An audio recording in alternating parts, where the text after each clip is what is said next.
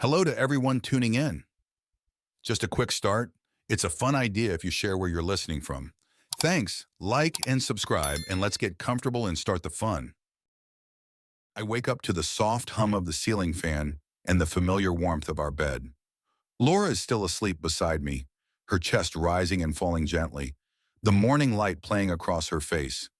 I lie there thinking about how lucky I am. Our life is nearly perfect. I've got a stable job at a tech firm. Nothing glamorous, but enough to keep us comfortable in this suburban dream. Laura is an architect, brilliant at what she does.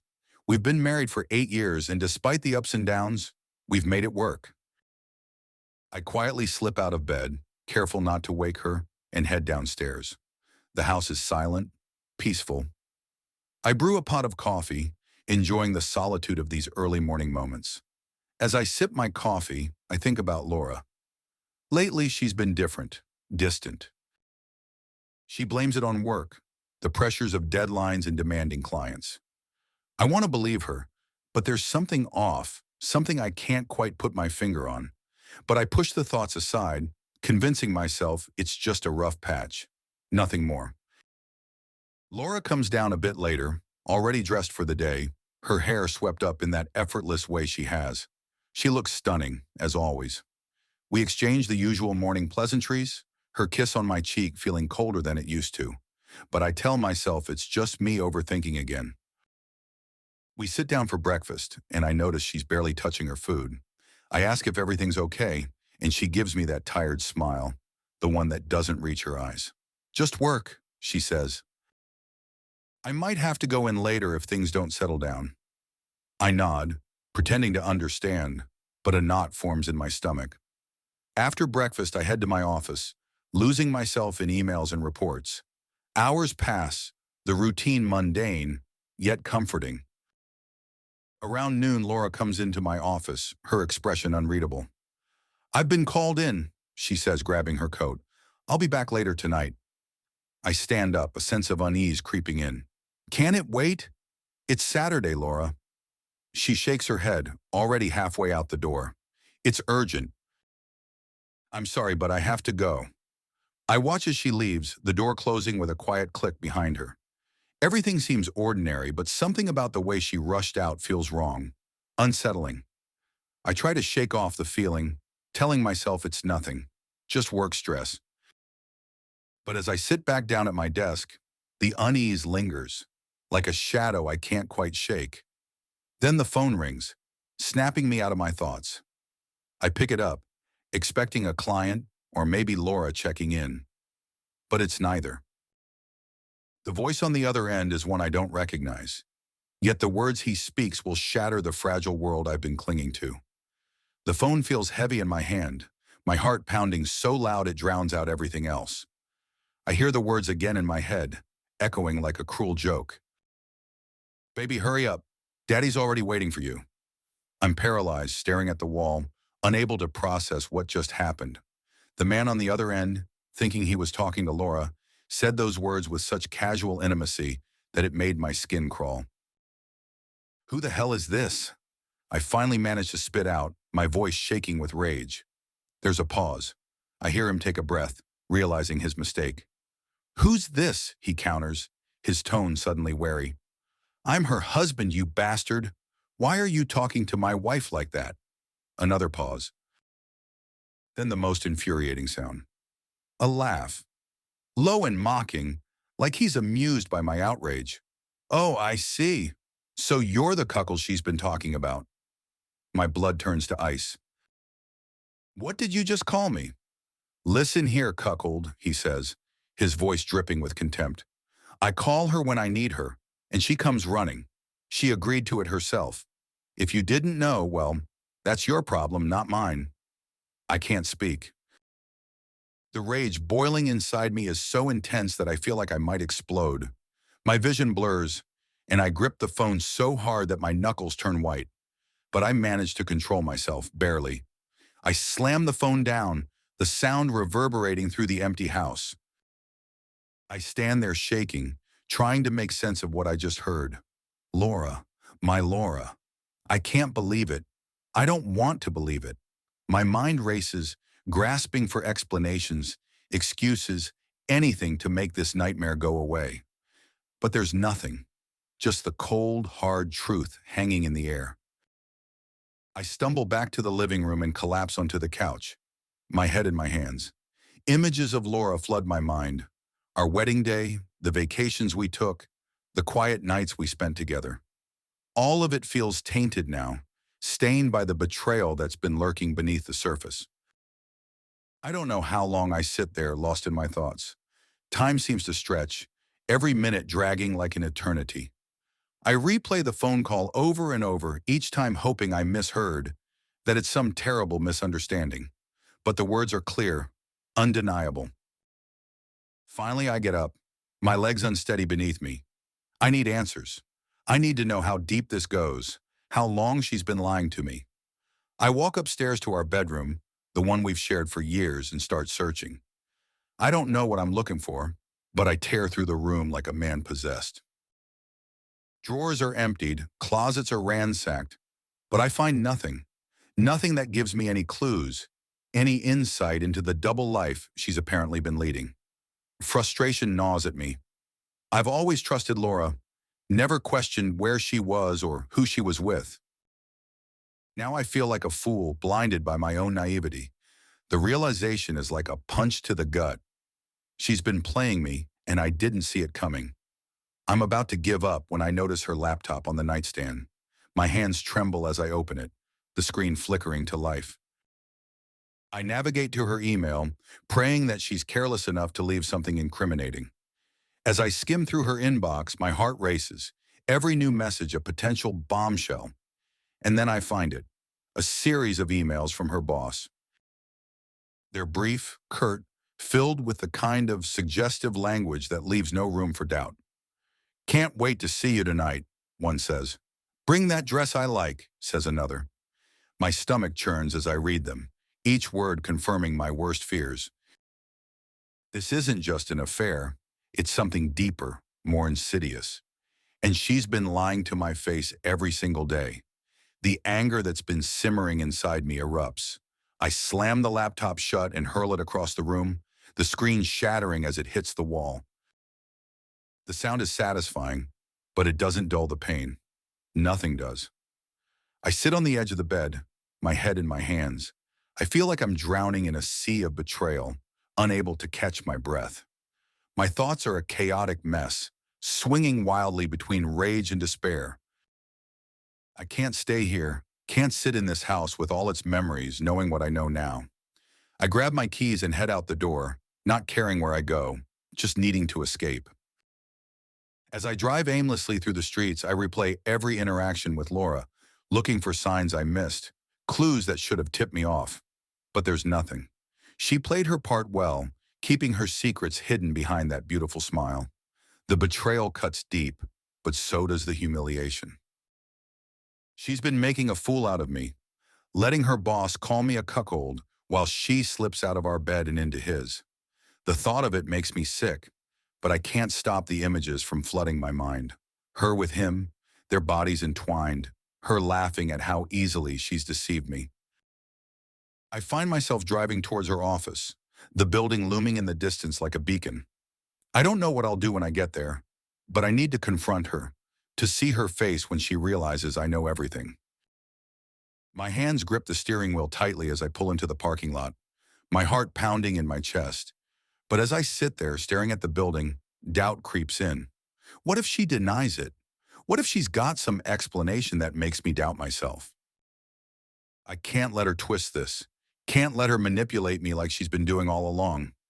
I grab my phone and scroll through my contacts until I find her boss's number, the one that called our home earlier.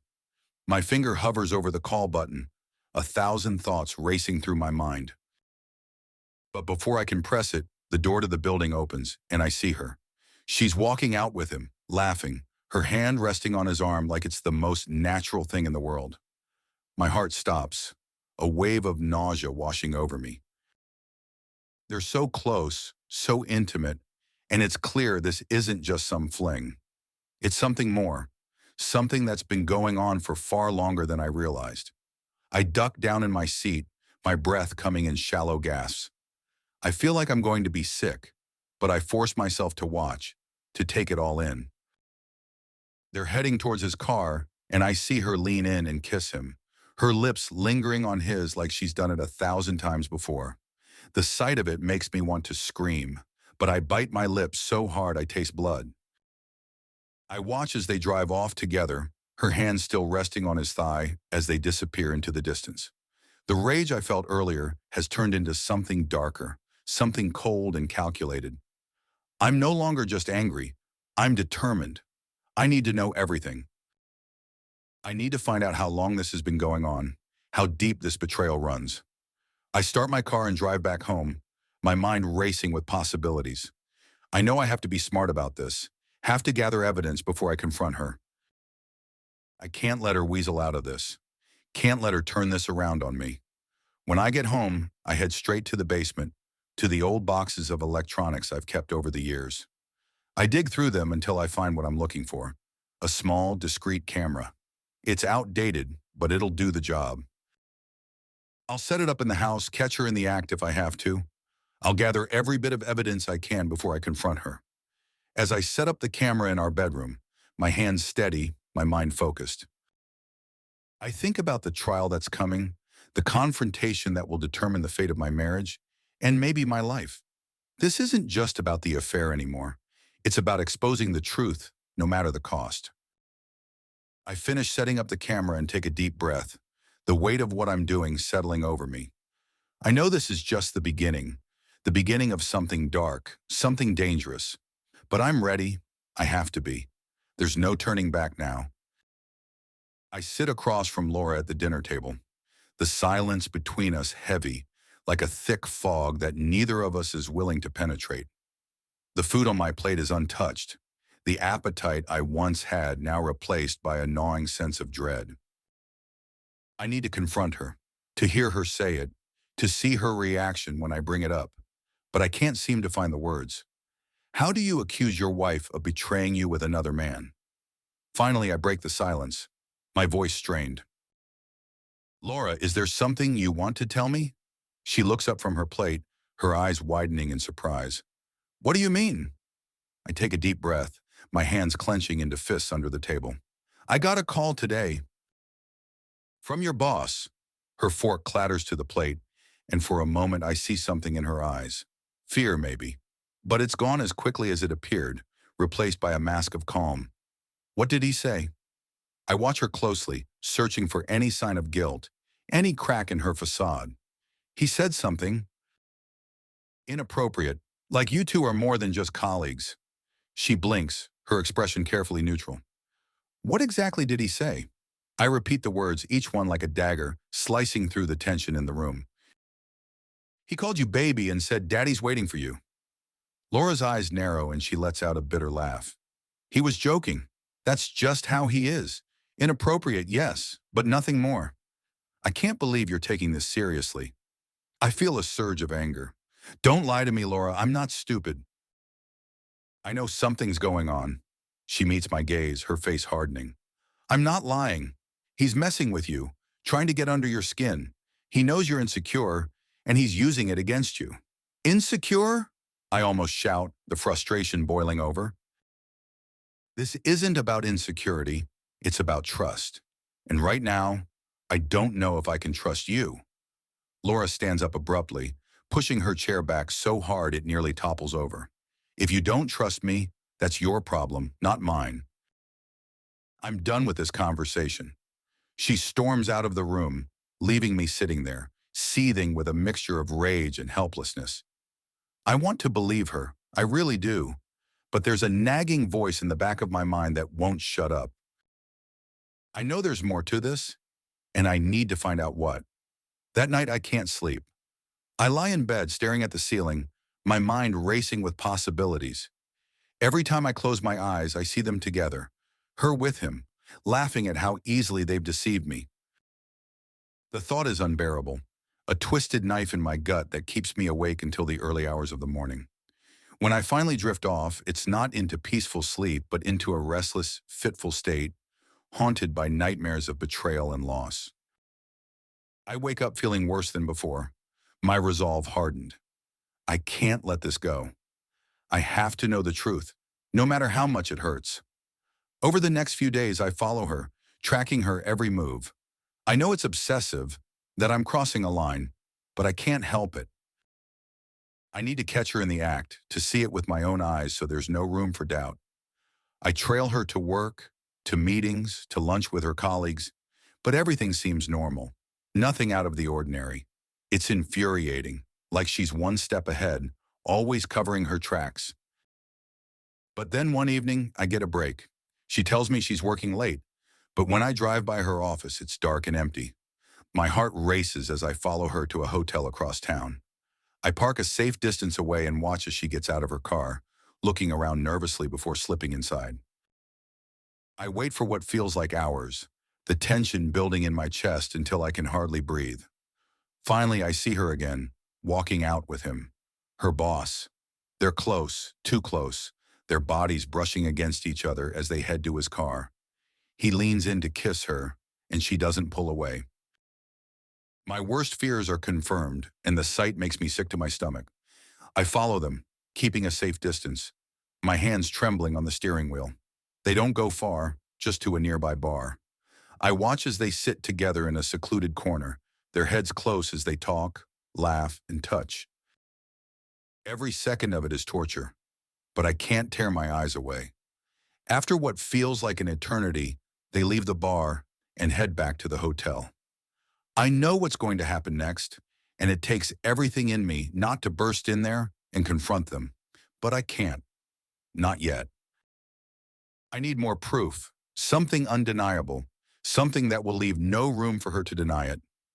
The next morning I confront her again, this time armed with what I've seen. I followed you last night, I say, my voice cold. I saw you with him. Laura's face goes pale, but she quickly recovers, her expression hardening into defiance. So what? We had a drink. That doesn't mean anything. Don't lie to me, I shout, the words exploding out of me. I saw you kiss him. I know you're sleeping with him. She crosses her arms, her jaw set. You don't know anything.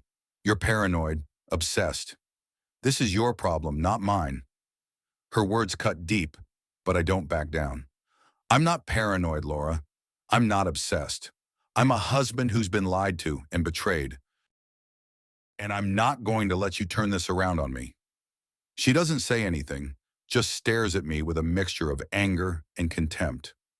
The silence between us is thick, charged with all the things we're not saying, all the things that have been festering under the surface for years. Finally, she turns and walks away, leaving me standing there, feeling like I've just lost something vital, something that can never be recovered. I know I'm in over my head.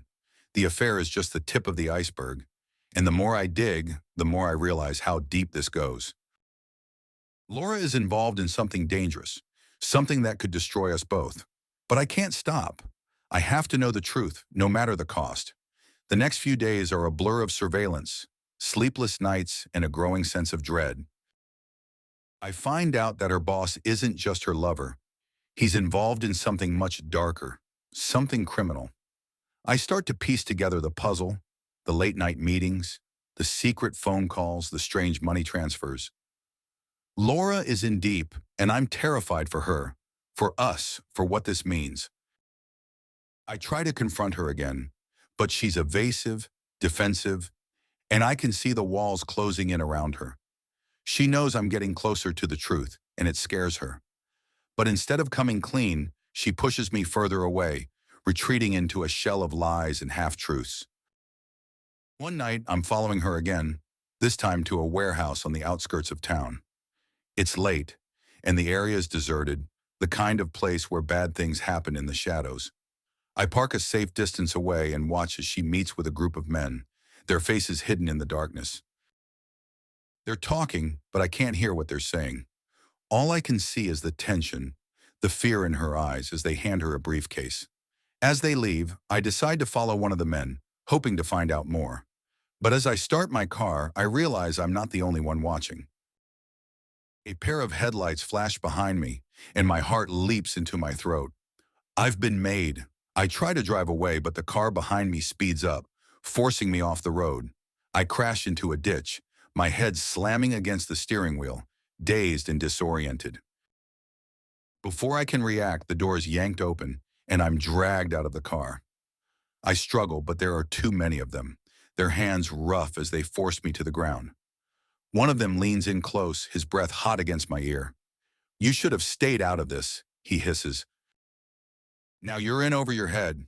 They beat me, not enough to kill me, but enough to send a message. Then they leave me there, broken and bleeding in the dirt, my car a wreck, my mind a shattered mess. I lie there for what feels like hours, the pain radiating through my body, the reality of what I've stumbled into crashing down around me. I realize then that this isn't just about Laura's betrayal. It's about something much bigger, something that could cost me my life. I've uncovered something dangerous, and now I'm in too deep to back out. When I finally make it home, bruised and battered, I know I have to make a choice. Either I walk away, let Laura deal with the mess she's made, or I dive deeper, expose the truth, and risk everything. I know what I have to do, but the weight of it presses down on me like I'm on the run, and every second feels like a ticking bomb. I drive fast, pushing the car harder than I ever have, glancing in the rearview mirror every few seconds. The men who beat me up know who I am now. They know I've seen too much. The thought of what they'll do if they catch me sends a chill down my spine. I can't go back to the house. It's not safe. And I can't go to the police. Not yet. I need something solid, something undeniable that will bring them down. Not just a story about my wife's affair gone horribly wrong. I keep driving, my mind racing. Laura's involvement is deeper than I imagined. It's not just about her cheating anymore. She's mixed up in something dangerous, something criminal, and now I'm a target because I know too much. But I can't just walk away, leave her to whatever fate she's entangled in. Despite everything, despite the betrayal, a part of me still wants to save her, to pull her out of this mess. But the other part, the part that has been beaten, lied to, and betrayed, knows she might not want to be saved. I pull into a dark, deserted parking lot behind a rundown motel, my hands gripping the steering wheel as I try to think. I need help, someone who knows how to navigate this kind of situation. But who? I can't trust anyone from Laura's circle, her boss, her colleagues. They're all too close to whatever this is. I take out my phone, scrolling through my contacts until I land on a name I haven't thought about in years. Jake. He's an old friend, a cop who's seen the worst of this city. We lost touch years ago, but if anyone can help, it's him. I dial his number, my heart pounding as it rings. I half expected to go straight to voicemail, but on the third ring, he answers. "Jake, it's me," I say, my voice shaky. There's a pause. "What's going on?" "It's been a long time. I'm in trouble, big trouble. I need your help." He sighs, and I can hear him moving around, maybe sitting up in bed. "Where are you?" I give him the address of the motel, and he promises to be there in 20 minutes. The wait feels like an eternity, every sound outside making me jump. Finally, I see his car pull up, and I rush out to meet him. Jake steps out, looking rough around the edges, but solid, dependable. He takes one look at me, and I can see the concern in his eyes. "What the hell happened to you?" I give him the quick version. The affair, the criminal involvement, the beating. His face hardens with every word, and by the time I'm finished, he's shaking his head. "Jesus, you're in deep," he says, running a hand through his hair. "You should have come to me sooner. I didn't know who to trust, I admit. I didn't want to drag you into this." He sighs again, then nods. "All right, first things first. You can't go back to your house. It's too risky. They know who you are, and they'll come for you if they haven't already."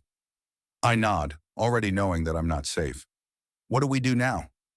Jake looks at me, his expression serious. "We need to get evidence. Enough to take them down, and enough to keep you safe. You're going to have to go deeper, find out exactly what Laura's involved in. And when you do, we'll bring it to the right people." I swallow hard, the enormity of what he's asking settling in. But I know he's right. There's no other way. Okay, I'll do it. He claps me on the shoulder.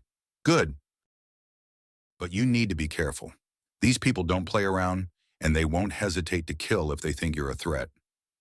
I nod, my resolve hardening. I understand.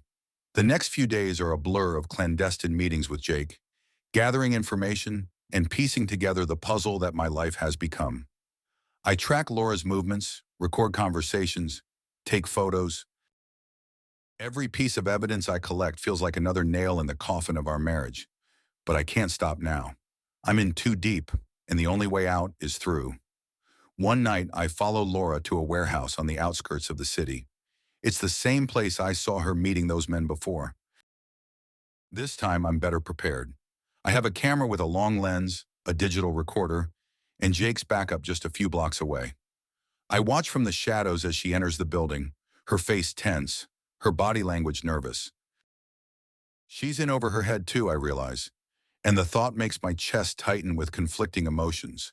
Anger, fear, and a lingering protectiveness I can't shake. The meeting is long, and I can't hear much from where I'm hiding. But I see the exchanges. Briefcases handed over, money counted, a palpable tension in the air. I snap photos, record everything, hoping it's enough. When the men finally leave, Laura lingers, looking around like she's lost, or maybe just scared. For a moment, I consider going to her, telling her everything, begging her to get out while she still can. But I know it's too late for that. She's made her choices, and now I'm making mine. I wait until she's gone before slipping out of my hiding spot and heading back to Jake's car. I hand him the camera, the recorder, everything. He looks through it all, nodding in approval. "This is good," he says. "It's not enough yet, but it's a start. We'll need more. Names, dates, locations, something that ties them to bigger crimes. But this is a hell of a start." I lean back in the seat, exhausted but determined. "I'll get it. Whatever it takes." Jake nods, his face grim. "Just be careful. They're going to know someone's on to them soon, and they'll come down hard when they do." The tension between Laura and me is unbearable. She knows something's changed, that I'm not the same naive husband she's been lying to all these years. But she doesn't confront me, not directly. Instead, we dance around each other, both of us pretending that everything is normal, even as the walls close in. One night she comes to me in bed, her body pressed against mine, her lips trailing down my neck. It's a seductive dance, one that we've done countless times before, but this time it feels different. There's a desperation in her touch, a need to distract me, to pull me back into the life we used to have. And for a moment, I let myself get lost in it, in the feel of her skin, the taste of her lips. But the moment passes, and I pull away, the weight of what I know too heavy to ignore. "Not tonight," I say, my voice thick with emotion. She looks at me, her eyes searching mine, and I can see the fear there, the realization that she's losing her grip on me. "What's wrong?" she asks, her voice soft, almost pleading. I shake my head, unable to find the words. "I just can't." She doesn't push, but the distance between us grows. The next morning, she's gone before I wake up, leaving nothing but a note saying she'll be home late. It feels like a goodbye, even if she doesn't say the words. I know I'm running out of time. The pressure is building, and I'm no closer to finding a way out. Jake and I meet again, and he lays out the plan, a final push to gather the evidence we need. It's risky, but it's the only option we have left. We set the trap, and I bait it with everything I've got. I meet with one of Laura's contacts, posing as her husband trying to cut a deal to save her. The man is suspicious, but the promise of money lures him in. I record the conversation, every word a piece of the puzzle that will bring them down. But as I walk away, I know it's not over yet. The real danger is just beginning. That night I return home, my heart heavy with the weight of what's coming. I find Laura in the kitchen, her back to me as she prepares dinner. The scene is so normal, so painfully domestic, that it almost brings me to my knees. "We need to talk," I say, my voice barely above a whisper. She turns to me, her face pale, her eyes filled with a mix of dread and defiance. About what? About everything, I reply, stepping closer. About us, about what you've been doing, about what's going to happen. Her eyes narrow and I can see the walls go up, the defenses she's built over the years solidifying in an instant. There's nothing to talk about. Yes, there is, I insist, my voice firmer now. I know everything, Laura. I know what you've been doing, who you've been meeting with, and I know how dangerous it is. For a moment, she just stares at me, her face unreadable. Then she exhales slowly, her shoulders slumping in defeat. So what now? I step closer, my heart breaking even as I speak. Now we end this. Together. Before it's two, I've never felt fear like this. It's a cold, gnawing thing, wrapping itself around my spine and refusing to let go. Every breath I take feels like it could be my last.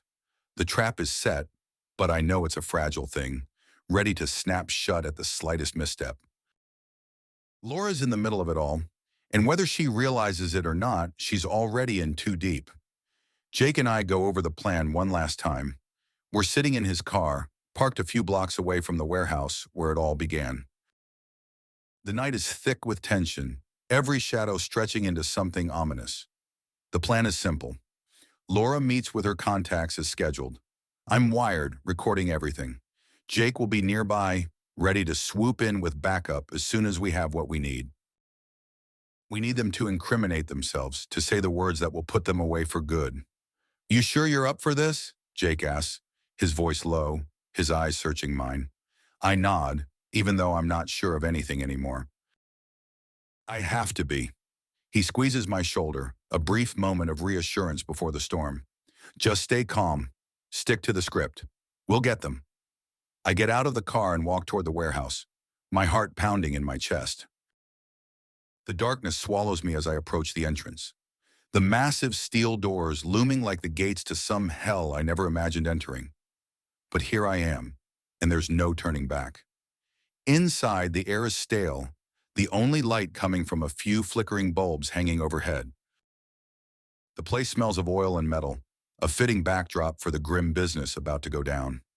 Laura is already there, standing near a table littered with documents, her back to me. When she hears my footsteps, she turns, and for a moment, our eyes lock. There's fear in hers and something else, maybe a flicker of the woman I once knew, the woman I loved. But it's quickly replaced by the cold, calculating gaze she's developed over the past few months. You're late, she says, her voice clipped. Traffic, I reply, my voice steady despite the turmoil inside me. I glance at the documents on the table, noting the numbers, the names. Evidence, if I can get it all recorded. Is everything set? She asks, not bothering with pleasantries. I nod, playing the part. Everything's ready. We just need their confirmation, and we're good to go. She nods, satisfied, and turns back to the table. I can see the tension in her shoulders, the way she grips the edge of the table a little too tightly. She's scared too, but she's holding it together, just like I am. The door creaks open, and her contacts walk in. There are three of them, two men and a woman, all with the kind of hard faces that have seen too much, done too much. They don't acknowledge me, their eyes fixed on Laura. Is he clean? One of the men asks, his voice a low growl. Laura nods. He's fine. He's in this as deep as we are. The man grunts, not entirely convinced. He steps closer to me, his eyes narrowing as he looks me up and down. You better be, because if this goes south, you're the first one we'll deal with. I meet his gaze, refusing to back down. It won't go south, I say, hoping the confidence in my voice masks the fear roiling inside me. They get down to business quickly, going over the final details of whatever operation they're running. I can barely keep up, my mind reeling from the sheer scale of what they're planning. It's big, bigger than I ever imagined. Drugs, weapons, money laundering.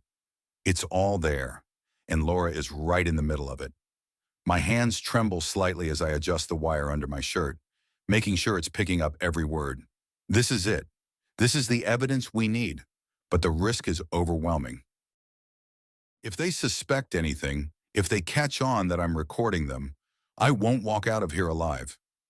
As they talk, Laura keeps glancing at me, her eyes betraying the slightest hint of doubt. I can see she's on edge, and I know why. She's afraid I'll crack, that I'll betray her right here, in front of everyone. And in a way, she's right, but not in the way she thinks. The conversation shifts to finalizing the deal, and I see my opening. So once the shipment is delivered, we're clear, right? No loose ends? The leader, a man with a scar running down the side of his face, nods. That's right, but we'll need confirmation from your end first. I nod, playing along. You'll get it, but I need assurances. No surprises. The scarred man smirks. No surprises? We're professionals. I catch Laura's eye, and for a brief moment, I think she might say something. Might try to stop this. But she stays silent, her expression unreadable. The deal is almost done. Just a few more words and we'll have them. But then, everything goes to hell. The door slams open and suddenly the room is filled with armed men. Jake and his team, guns drawn, shouting orders. Everybody down, hands where we can see them. Chaos erupts. The criminals reach for their weapons, but Jake's team is faster. Shots are fired, and I hit the ground, covering my head as bullets tear through the air. Laura screams, and I see her dive behind the table, her face pale with terror. Get down, Jake shouts at me, his voice cutting through the noise. I scramble to my feet, trying to make sense of the chaos. One of the criminals goes down, clutching his chest, blood pooling around him. The others surrender quickly, dropping their guns, their hands raised in the air. Jake's men move in, cuffing them, barking orders, securing the scene. It's over in a matter of minutes, but it feels like a lifetime. I get up slowly, my legs shaking, my ears ringing from the gunfire. Clear, one of Jake's men shouts, and the tension in the room finally breaks. Jake walks over to me, his face a mixture of relief and concern. You okay? I nod, still trying to catch my breath. Yeah, I'm okay. He glances over at Laura, who's being pulled to her feet by one of his officers. Her face is a mask of shock, her eyes wide, her mouth slightly open as if she can't quite process what's happened. Jake looks back at me, his expression unreadable. We got them. It's over. I nod again, but the words don't bring the relief I thought they would. It's over, but the cost is high. Too high. Laura is handcuffed and led out of the warehouse, her head bowed, her shoulders slumped. She doesn't look at me as they take her away, and I don't try to stop them. There's nothing left to say. The warehouse empties. The criminals taken into custody, the evidence bagged and tagged. Jake stays behind with me, his hand on my shoulder, a silent gesture of support. You did good, he says quietly. Did I? I ask, my voice hollow. He doesn't answer, and I don't press him. We both know the answer is more complicated than either of us wants to admit. We leave the warehouse together, the night air cool against my skin. I feel numb, drained, as if the past few months have finally caught up to me all at once. Jake drives me back to the motel, the silence between us heavy with unspoken thoughts. At the motel, I collapse onto the bed, staring up at the ceiling. The adrenaline is wearing off, leaving me with nothing but exhaustion and a deep, aching sorrow. Laura's gone, arrested along with the others. The criminal organization is dismantled, the leaders behind bars. We did it. We won. But at what cost? I try to sleep, but my mind won't stop racing. The image of Laura being led away in handcuffs plays over and over in my head, each time more painful than the last. I should feel vindicated, but all I feel is loss. Of her, of us, of the life we once had. Morning comes, and with it, a hollow emptiness. Jake calls to check in, to tell me the operation was a success, that they've got enough evidence to put everyone away for a long time. I thank him, but my voice sounds distant, detached. He offers to come by, but I tell him I need to be alone. He understands. I sit on the edge of the bed, my hands clasped together, staring at the floor. I should be planning my next steps, thinking about what comes next, but I can't. All I can do is replay everything that's happened, Every choice I made, every moment that led to this. Eventually, I forced myself to get up, to shower, to eat. The motions feel mechanical, like I'm going through the steps of someone else's life. But it helps, if only a little. It reminds me that I'm still here, still alive. The day drags on, each hour blending into the next. I avoid the news knowing that Laura's arrest will be all over it, that our dirty laundry will be aired for everyone to see. The courtroom is a cold, sterile place. It's nothing like what you see on TV. No grand speeches, no dramatic revelations, just a slow, methodical grind toward a verdict. I sit in the witness box, my palms sweating, my heart pounding in my chest. I've been dreading this day for weeks, ever since the trial began. Now that it's here, I feel like I'm drowning in a sea of doubt and guilt. Laura is sitting at the defense table, her face pale and drawn. She looks so different from the woman I married, the woman I once loved. There's no warmth in her eyes, no recognition. She's a stranger now, someone I barely know. I keep waiting for her to look at me, to acknowledge me, but she never does. She's completely detached, focused on the proceedings like she's watching someone else's life unravel. The prosecutor calls my name, and I stand up, my legs feeling like they're made of lead. I walk to the stand, every step echoing in the silent room. I take a seat, my hands gripping the edge of the wooden railing as if it's the only thing keeping me from collapsing. Please state your name for the record, the prosecutor says, his voice steady and authoritative. Michael Carter, I reply, my voice barely above a whisper. And your relationship to the defendant, Laura Carter? I swallow hard. She's my wife. The prosecutor nods, then begins his line of questioning. It's all routine at first, confirming my identity, my occupation, how long we've been married. But then he starts digging into the details, the things I've been trying to forget. Mr. Carter, can you tell the court when you first suspected your wife was involved in illegal activities? I hesitate, the memories flooding back in a rush. It was a few months ago. I received a phone call from her boss. He said something that made me realize that she was involved with him. The prosecutor presses on, his questions relentless. He asks about the surveillance, the evidence I gathered, the night everything went to hell at the warehouse. I answer as best I can, my voice cracking at times, but I manage to keep it together. Every word I say feels like another nail in Laura's coffin, but I can't stop. This is the truth, and it has to come out. Finally, the prosecutor asks the question I've been dreading.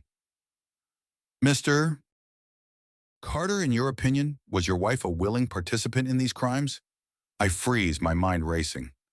I want to say no, that she was coerced, that she was forced into it, but the truth is, I don't know. I've seen too much, heard too much. The woman I knew, the woman I loved is gone, replaced by someone who made choices I can't understand. I take a deep breath, forcing the words out. Yes, she was involved. She knew what she was doing. There's a murmur in the courtroom, a ripple of shock that I can feel in my bones. Laura's lawyer jumps to his feet, objecting, but the damage is done. I've said it, and there's no taking it back. The cross-examination is brutal. Laura's lawyer attacks me from every angle, trying to paint me as a vengeful husband, a man who's out to destroy his wife because of her affair. He brings up our marriage, our fights, every painful moment we've ever shared.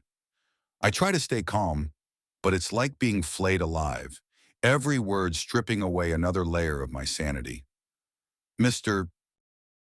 Carter, the lawyer says, his voice dripping with disdain. Isn't it true that you were spying on your wife long before you suspected any illegal activity? That you were obsessed with finding proof of her infidelity?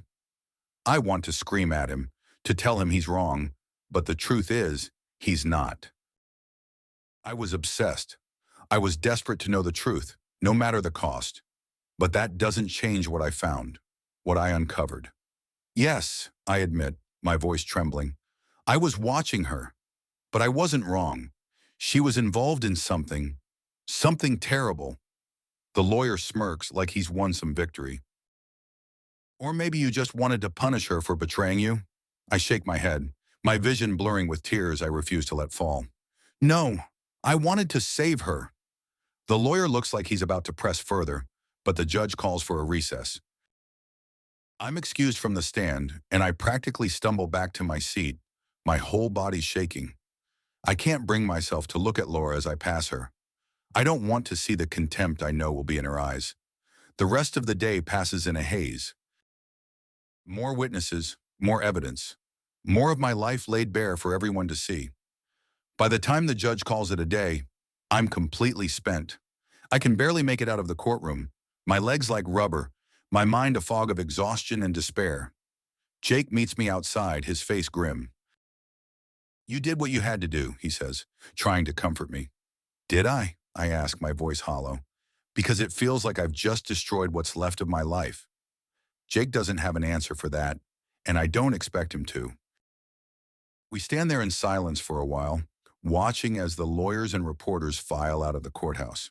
They're all vultures, circling around the carcass of my marriage, waiting for the final blow to land. When I finally get back to the motel, I collapse onto the bed, staring up at the ceiling. I can't stop thinking about the trial, about what's coming next. Tomorrow, Laura will take the stand. She'll tell her side of the story, and I'll have to sit there and listen as she tries to explain, to justify everything she's done. I don't know if I can handle it. The next morning, I'm back in the courtroom, sitting in the same uncomfortable chair, feeling the same dread pulling in my stomach. Laura takes the stand, and the room goes quiet.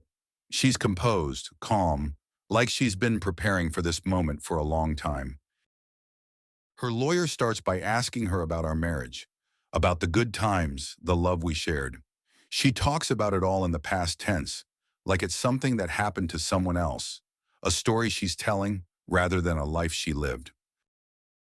It hurts hearing her describe what we had as if it was just another chapter in a book she's already closed. Then the questioning turns to the affair, to her relationship with her boss. She admits to it, but with a twist. She claims it was never about love or even lust, but survival. She says she was trapped, blackmailed, forced into a life of crime because she had no other choice. She paints herself as a victim, a woman who did what she had to do to protect herself and, by extension, me. I want to believe her. I want to believe that she was coerced, that she's not the person I've seen over the past few months. But there's a part of me that knows better. I've seen too much, heard too much. The woman on the stand isn't the Laura I knew, but someone else entirely, someone capable of things I never imagined. When the prosecutor cross-examines her, he's relentless. He picks apart her story, highlighting every inconsistency, every lie. He asked her why she didn't come to me for help, why she didn't go to the police. She has answers for everything, but they're rehearsed, mechanical. The cracks in her facade are starting to show, and the jury can see it too. Finally, the prosecutor asks the question that's been burning in my mind since this all began. Mrs. Carter, do you regret what you did? Do you regret betraying your husband? She hesitates just for a second, but it's enough. I did what I had to do. Her answer feels like a punch to the gut. There's no remorse, no apology, just cold, hard pragmatism. I realize then that the Laura I knew is truly gone, replaced by someone I don't recognize. The trial drags on for days, each one more agonizing than the last. When it's finally over, the jury deliberates for only a few hours before returning with a verdict. Guilty on all counts. Laura is sentenced to 25 years in prison with no possibility of parole. I sit there in the courtroom as the sentence is read, feeling nothing but emptiness. The media is in a frenzy, the reporters shouting questions, but I can't hear them. I'm numb, completely drained. As they lead Laura away, she finally looks at me. There's no anger in her eyes, no hatred, just a sad, distant resignation. It's like she's already gone, even though she's standing right in front of me. I watch her go, knowing I'll never see her again, and a part of me is relieved. The days after the trial are a blur. The media won't leave me alone, and I retreat further into myself, isolating from the world. I can't bear to face the whispers, the pitying looks. Everyone knows the story now, and I'm the man who betrayed his wife to save himself. Eventually, I decide to leave the city. There's nothing here for me anymore, just memories of a life that's been shattered beyond repair. I pack up what little I have left and drive until the city fades away, leaving behind the chaos, the noise, and the memories that have haunted me for too long. The road stretches out before me, a line of asphalt leading to nowhere and everywhere at once. I don't know where I'm going, but I know I can't stay where I was. There's nothing left for me there, just the remnants of a life that no longer exists. As I reach a small, quiet town nestled between rolling hills, something in me stirs. It's a place untouched by the darkness I've been drowning in, a place that feels like it could offer the peace I've been searching for. I pull into a modest motel on the outskirts, its neon sign flickering in the twilight. The woman at the front desk gives me a curious glance but doesn't ask questions.